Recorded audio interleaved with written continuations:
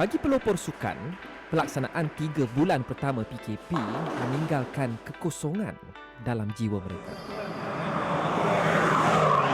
Bila dapat berita yang kita semua kena lockdown 3 bulan tu, saya memang agak kecewa jugalah. Sewaktu PKP ni sebenarnya memang kita merundui bola sepak. Kita buat exercise sendirilah seperti push up, sit up, kita berlari setempat. Kadang-kadang turun naik tangga kat office tu kan. Saya tengok video yang orang workout apa semua. So saya mulakan dengan workout lah. Sepanjang 3 bulan tu saya workout je. Kita dah biasa bersukan, hari-hari bersukan. Tak kisah walaupun tak main futsal, kita main benda lain. Tapi bila kita tak buat benda tu, waktu PKP, kita akan rasa. Jadi kita buat aktiviti small-small dekat rumah. Contoh dia macam sepak-sepak bola je ke, main dengan family, main adik-beradik, macam tu je. I main PS4, I main FIFA. Itu macam melepaskan gian dekat dengan football, right? That's all I can do. Bagi mereka yang bergantung kepada sukan sebagai punca pendapatan, 3 bulan pertama PKP amat mencengkam. COVID memang hit everybody hard lah. It's a new experience and it's a whole new thing that I think ramai orang tak ada any answer towards what has just happened lah. So especially that our business tak boleh buat online. Sewaan padang bola sepak komersial ni merupakan sumber pendapatan kami. Selain daripada kami, macam pengurus pasukan bola sepak sosial, penganjur Liga Bola Sepak Sosial, pengadil dan juga jurugambar juga antara yang terkesan. So dia punya kerugian tu memang agak tinggi lah. Lebih kurang almost 500 ribu lah. Walaupun moratorium tu ada, tapi kita still tertakluk untuk bayar sewa kepada kita punya landowner. So macam mana pun kita still kena bayar. Dan itu salah satu kos yang mana kita tetap bayar sewa tapi kita tak ada bisnes. Cabaran keuangannya tidak terhenti di situ. Walaupun selepas dibenarkan beroperasi semula, kemunculan pelbagai SOP norma baru membawa bersamanya kos-kos yang baru. Untuk orang masuk entrance tu, kita kena kawal dari situ, kita mulakan dari situ. Dan daripada situ kos sebenarnya agak meningkat. Especially with all these sanitizers we need to buy, with even extra staffing, extra manpower, extra activities or extra things that we need to do lah to ensure that all our players, all those customers, clients of ROF, they feel safe. Itu adalah salah satu orang kata satu good investment lah, sebab kita nak jalankan balik bila kerajaan dah umumkan untuk sukan bola sepak ni boleh dijalankan balik. So kami berkorban sedikit lah untuk dari segi kos untuk make sure kan semua pemain yang berada di sini mengikut SOP yang telah ditetapkan. We did think about nak increase harga, tapi we think that most of the people that come to RF, they are our loyal customers, our loyal followers. So we absorb that cost. Kita tak nak orang yang nak enjoy the leisure pun terlibat untuk terbeban sekali lah.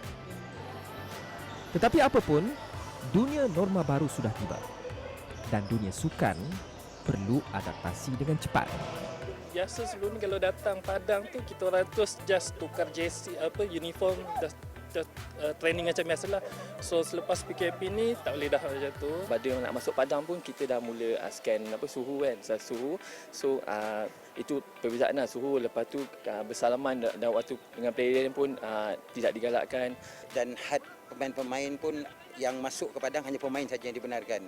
Penonton tidak dibenarkan. Jadi sebelum ni kita bebas untuk masuk seberapa ramai saja yang boleh. Warga asing yang ada ataupun yang telah didaftarkan, kami akan menyemak semula dahulu dengan pengurus pasukan sama ada kami bertanya sama ada pemain tu dia punya sejarah perjalanan mereka sebelum ni dalam tempoh 14 hari. Mask is paling important.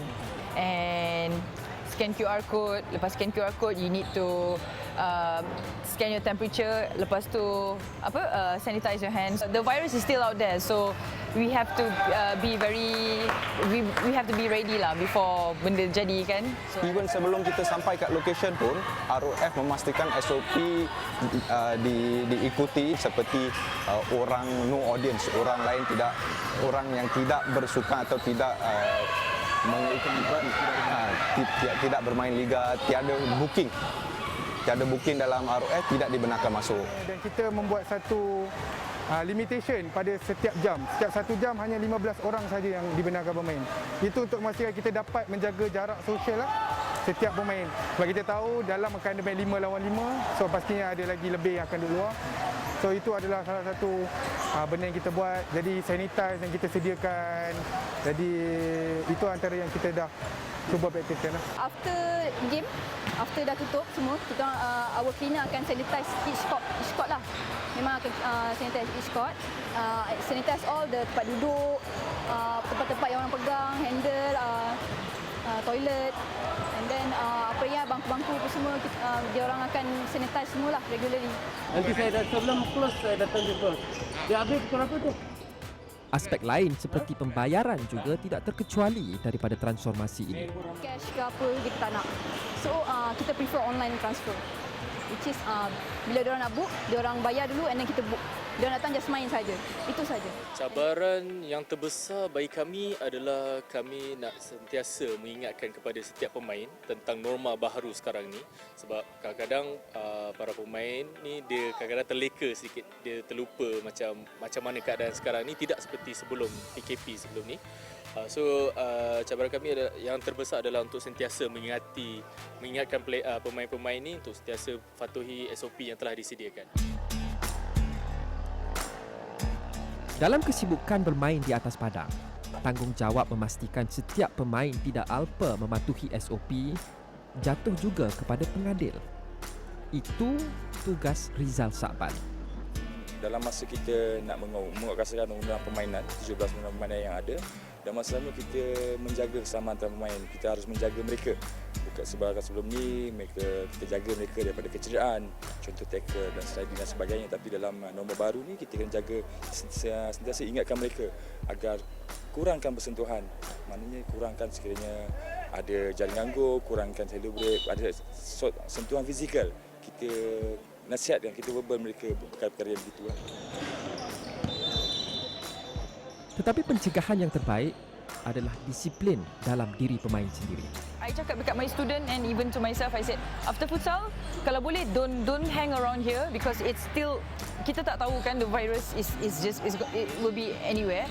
So what I advise to them and to myself, lepas futsal, tukar baju or mandi and straight away to the car, balik terus.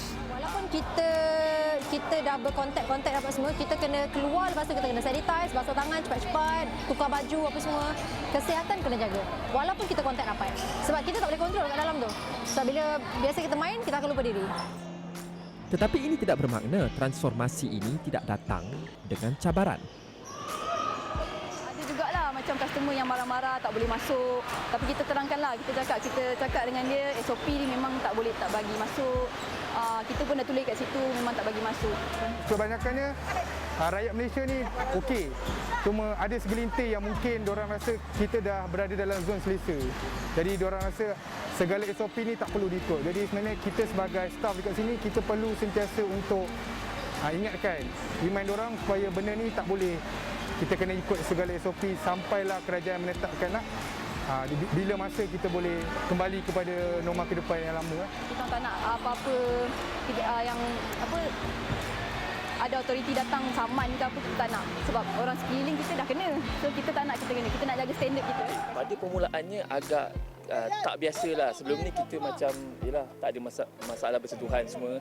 Tapi bila start norma baru ni so agak okey juga, tapi terbatas sikit lah. Agak rasa janggal sikit lah, tapi setelah kita praktis semua SOP yang ditetapkan, so tak ada masalah setakat ni lah. Sebab kita excited nak main kan, so kebanyakannya orang ada satu-satu tu memang akan terus nak masuk lah basically. Tapi kalau macam ada, tapi so far alhamdulillah semua dah semakin bagus.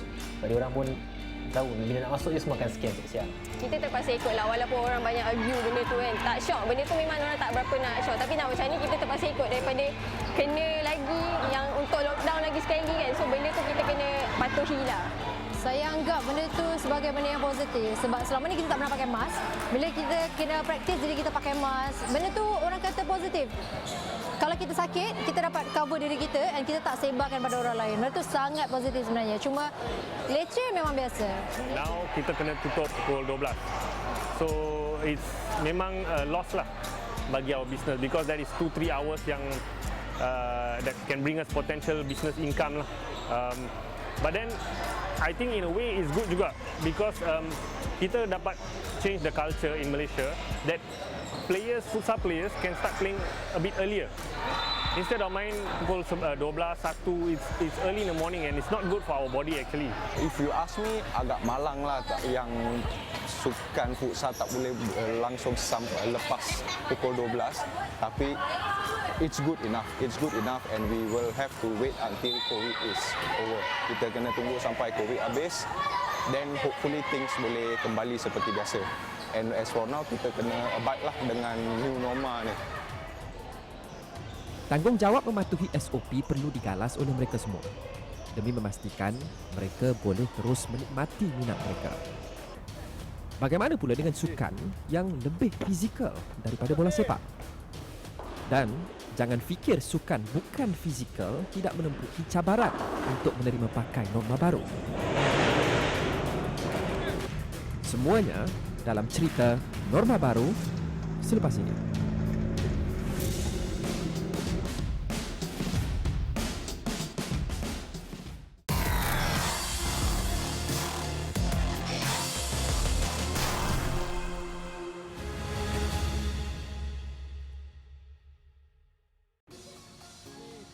Bagi dunia sukan yang tidak terpisah daripada sentuhan fizikal dan pergaulan rapat, pelaksanaan PKP nyata amat mencabar. Cabaran terbesar mungkin dirasai dalam sukan yang paling fizikal antara semua, rugby. Apabila ditanya bagaimana mereka mengharungi PKP, satu perkataan tidak lekang dari bibir. Memang gian lah, memang nak main rugby. Memang agak gian lah. MC was a long time, so memang rasa gian tu memang betul-betul gian lah. Selepas dibenarkan semula bermain, semuanya dilakukan di bawah norma baru. Ketika mereka melaporkan diri di MSN, kita isolate dia selama 2 hari dulu. Tidak boleh keluar ke mana-mana. Dan selepas 2 hari atau beberapa hari yang MSN tetapkan melalui ISN, mereka dilakukan swab test. Nah, setelah dilakukan swab test, menunggu keputusan juga mereka di kuarantin atau diisolatkan di sini. Tetapi bukan itu saja. Setiap kali bangun pagi mereka akan disukat suhu badan mereka. Mereka do self test. Masih sejahtera lah. Tak ramai yang balik, tak ramai yang keluar. Most of us di dalam because kita ada curfew kat sini. Tetapi tidak dapat dinafikan, norma baru ini sedikit sebanyak mencuri keseronokan daripada permainan ini. Rugby game contact, so memang agak susah. Kita orang kurang buat tackling, just a lot of just passing, handling, benda-benda basic dululah kita orang akan touch. Kekangan bersukan selama 3 bulan juga menyukarkan pemain rugby untuk mengekalkan fitness mereka. Even tournament pun sehingga ke hujung tahun ini dibatalkan lah.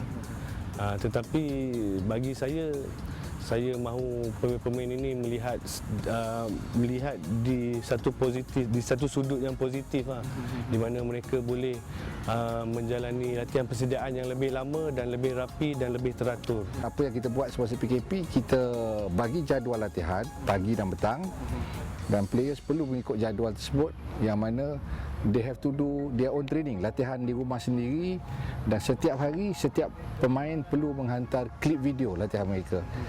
And ini berterusan selama mereka berada di rumah. Sukar tetapi harus dilakukan. Kita sekadar training sahaja. So dia akan beri kesan kepada kita punya perlawanan pendedahan. Bagi contoh, mungkin untuk short term target kita 2022. So sebelum sampai ke Sukan Asia 2022 tu, kita memerlukan perlawanan-perlawanan persediaan lah, kejohanan pendedahan, untuk make sure players ni are ready. Tetapi di sebalik segala cabaran, ada hikmah yang tersembunyi. Kita mengumpulkan tim baru dan bercampur dengan 5 seniors yang lama, yang mana ini memberi ruang untuk kita melakukan penyesuaian untuk 6 bulan pertama. Dan insyaAllah kalau tahun depan keadaan lebih baik, it will be more serious dan kita ada jadual mengikut keadaan semasa COVID dan garis panduan MKN.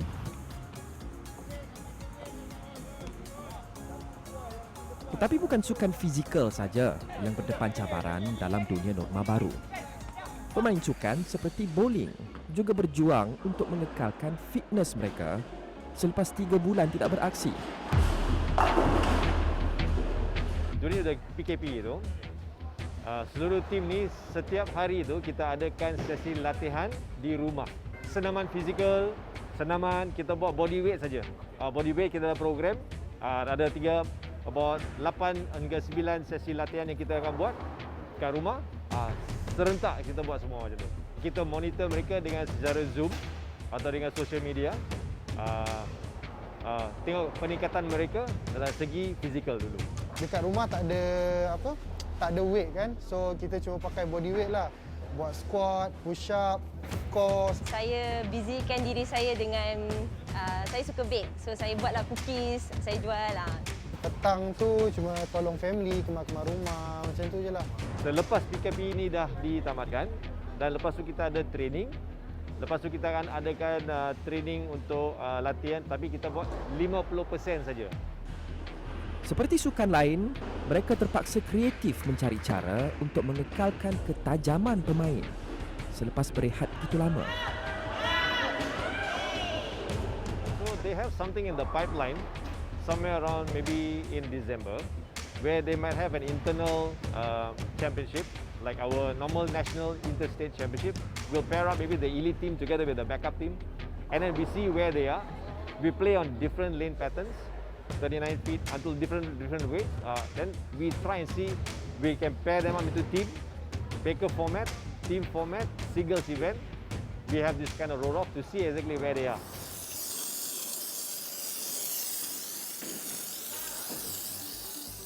Semuanya dilakukan sudah tentu di bawah norma baru. Every single house ball we will sanitize, and setiap kali any ball that go out to the lanes, sebelum diangkat balik akan disanitizekan dengan bowlers area dan the iPad dekat depan bowlers area tu. Sebelum ni kalau training tu kita macam saya dengan teammate dengan tim lelaki lah rapat, so selalu kita orang akan bersembang sebelah-sebelah, kacau sama sendiri. Tapi sekarang lepas yang PKP tu kita orang tak dapat nak dekat-dekat sangatlah. Sanitizing the whole centre is a must that we do every day sebelum kita tutup dan sebelum kita buka. Sebelum ni kita boleh macam terus pass orang kan, main bowling bila strike, bila spare kita pass tangan orang. Macam ni kita kena tak boleh pass lah, kita cuma boleh macam tunduk macam tu je. Setiap kali balik main mana akan mandi and then make sure basuh tangan, basuh terus baju yang dah pakai semua.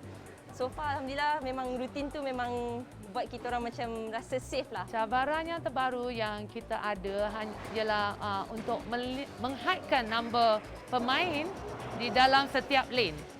Ya, dan kalau ada macam tournament ke, kita tak boleh buat macam dulu lagi yang beramai-ramai. We have to adapt to the changes.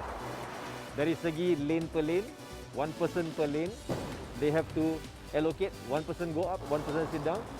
Macam tu kita kena buat dan kita ambil seorang satu lane dalam 6 lane. Katakan kalau 6 lelaki tu 6 lane. Kalau perempuan tu 6 lane. Jadi setiap orang satu lane. Penjarakan tu mesti ada. Sebagai saya coach, saya mesti berdiri dekat belakang memastikan apa yang tengah buat. Jikalau saya perlu mengatakan sesuatu, saya akan jarakkan diri saya sebanyak 1 meter dan memberi arahan ataupun tunjuk ajar sikit. Lepas tu, come back again macam tu dan teruskan latihan. Terpaksa lah. Sebab kita seronok nak dapat bermain tu kan. Jadi kita terpaksa ikut. Norma baru meresap ke dalam semua aspek kehidupan kita. Ia juga memberi kesan kepada sukan yang mungkin tidak dianggap sebagai sukan tradisional.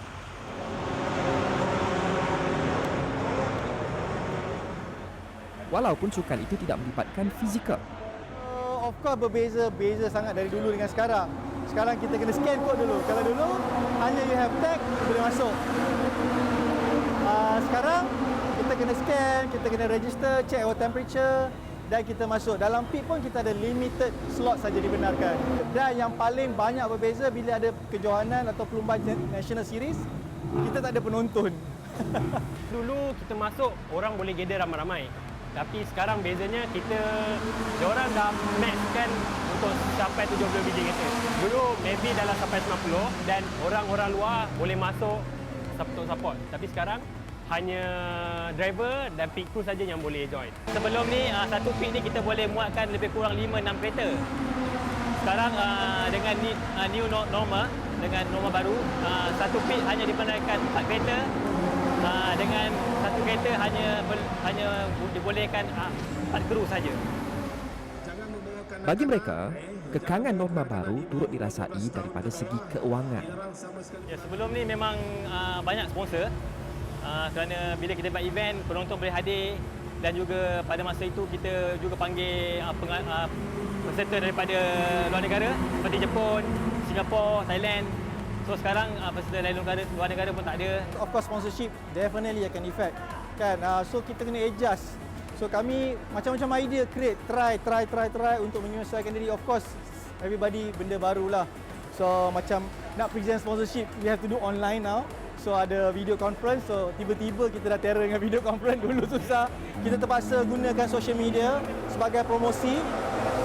Dan macam aktiviti hari ini pun kami terpaksa buat video FB Live untuk promotekan apa aktiviti kita, untuk sharekan knowledge dengan peminat kita. Diorang tak boleh datang.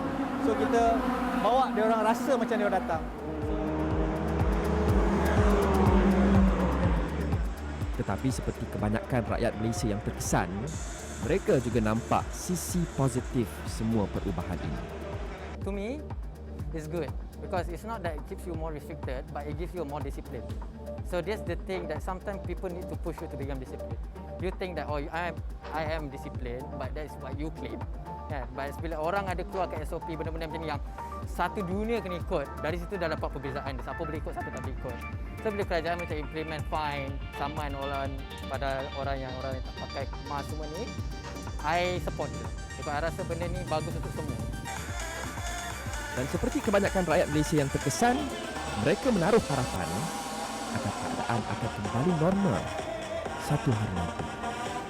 Setelah kita keluar daripada fasa ini, kita boleh kembali kepada keadaan normal dan insyaAllah kita boleh tempat kembali kalau pihak wajib membenarkan untuk penonton hadir untuk melihat aktiviti sukan pemotoran di SSC. You nak bawa your sponsor, so sponsor punya fan, dan kawan-kawan you, family. So very limited. Kids dah tak dibenarkan, anak-anak. Ada yang pelumba yang ada anak kecil, yang bapa dia sebagai idola. Saya bayangkan macam saya mula tu, anak saya pun dalam 10 tahun, dia semangat nak tengok. So saya rasa dia orang pun nakkan macam tu. Tapi dah sekarang tak dapat peluang. Kan?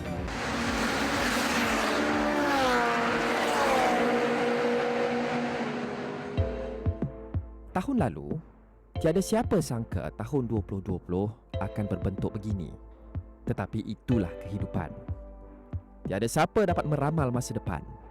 Sebaik mana pun kita merancang, semuanya akhirnya ditentukan oleh kuasa yang lebih besar. Bagi mereka di dalam dunia sukan, ia lebih daripada sekadar tidak dapat bermain atau terpaksa bermain di bawah pelbagai kekangan baru. Ia juga tentang meneruskan aktiviti yang penting bukan sekadar untuk menjaga kesihatan mereka, tetapi juga untuk memberi keseimbangan dalam hidup yang penuh dengan tekanan. Kita rakyat Malaysia mempunyai pelbagai perbezaan pendapat, tapi semua setuju satu perkara, iaitu tanggungjawab ini perlu digalas oleh semua agar kita dapat mengharungi tempoh mencabar ini dan muncul lebih baik daripada sebelum ini. Tak syok, benda tu memang orang tak berapa nak syok, tapi nak macam ni kita terpaksa ikut daripada kena lagi yang untuk lockdown lagi sekali lagi kan. So benda tu kita kena patuhi lah. Closing down, yes, we did think about it, but then this is something that we strive so hard over the many years that we want to do. This is our dream, and we don't want to give up so easily lah, so that we can get through a very difficult phase.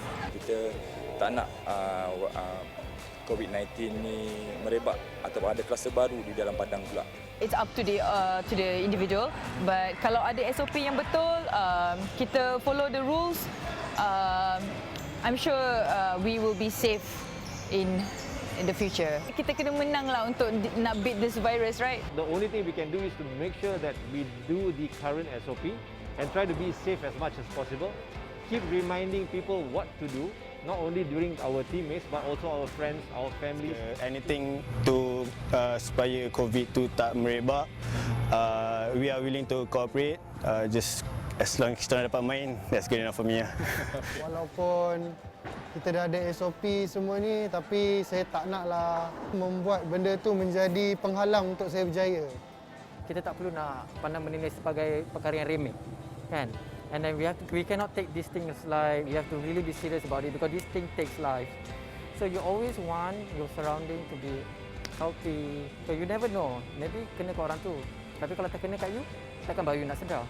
Masing-masing jaga diri masing-masing. Itu yang paling penting kan. Kalau kita nak ngajar orang, susah. Bagi saya betulkan diri saya dulu kan. Dan supaya orang boleh mencontohi ke. Kalau kita dah okey, orang boleh contoh benda yang baik. So itu yang saya buat dan kita just play safe. Kita pastikan kita jaga apa yang sepatutnya kena jaga.